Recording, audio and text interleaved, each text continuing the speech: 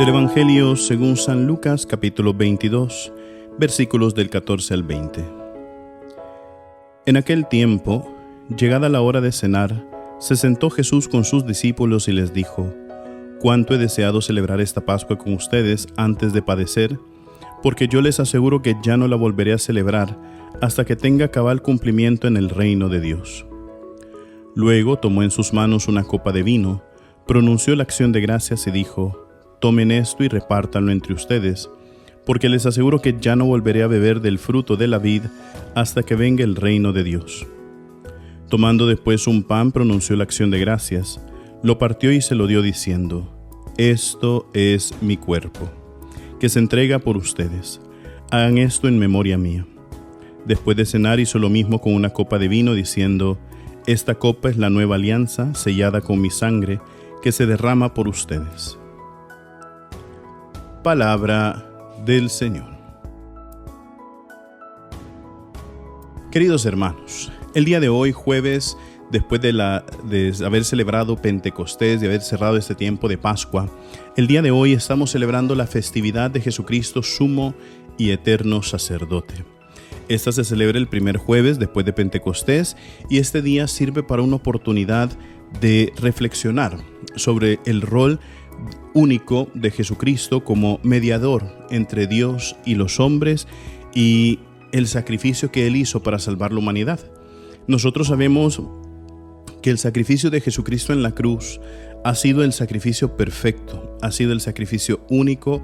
Ese es un sacrificio que no necesita ser repetido. Es un sacrificio en el cual vemos cómo Jesucristo vence cualquier tipo de enemigo, vence la muerte, vence el pecado, vence el mal. Como con ese sacrificio, pues Él entró, se sumergió en la muerte, descendió a los infiernos y al tercer día, pues resucitó victorioso. Después subió a los cielos y ahora está sentado a la derecha de Dios Padre Todopoderoso. Y fíjense, queridos hermanos, que la carta a los Hebreos es una carta donde define a Jesucristo como sumo y eterno sacerdote. Es la única carta que lo trata así como sumo y eterno sacerdote, pero es que lo que quiere hacer la carta a los Hebreos es que quiere ver cómo ha ido evolucionando, ¿verdad?, esa idea del sacerdocio de la antigua alianza, el sacerdocio de los levitas y ahora el sacerdocio de Jesucristo, ¿verdad? Porque si bien es cierto, en el Antiguo Testamento, pues Dios fue el que dio el mandato a los levitas, a los sacerdotes, de ir haciendo los sacrificios para purificar al pueblo, pero esos sacrificios tenían que irse renovando constantemente. ¿Por qué? Porque al final eran signos que Dios ocupaba. Pero ahora, con el sacrificio de Jesucristo, que se entregó Él como sumo y eterno sacerdote, se entregó como aquel manso cordero en la cruz, entonces ese es un sacrificio que no se tiene que renovar. Por eso, antes de cumplir ese sacrificio, el Señor lo que hace es instituir la Eucaristía.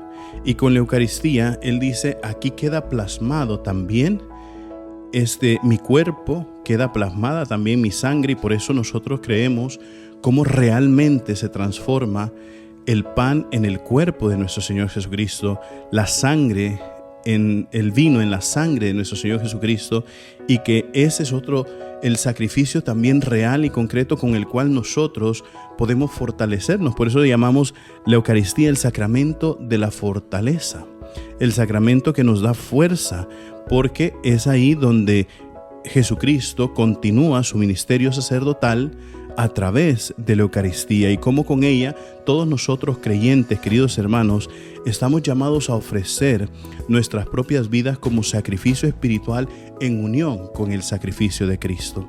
Es ahí que cuando nosotros recibimos la Eucaristía, entonces obtenemos la fuerza para sacrificarnos por los demás, para sacrificarnos por transmitir el mensaje de Dios en medio del mundo. Y por eso ahí es a donde participamos con nuestro propio sacerdocio, con el sacerdocio de Cristo. Yo creo que estas cosas a veces nos cuesta un poquito entenderlas, pero en el fondo lo que podemos hacer es entender que nosotros estamos llamados a la santidad. Y la santidad nos es accesible, a nosotros podemos conseguir la santidad porque Cristo, a través de su propio sacrificio, ya nos ha concedido esa santidad. Y lo que nosotros tenemos que hacer es manifestarla en medio del mundo para que otros también quieran tener ese deseo de conseguir esa misma santidad. Recuerden, mis queridísimos hermanos, nosotros somos lo máximo para Cristo. Así sea.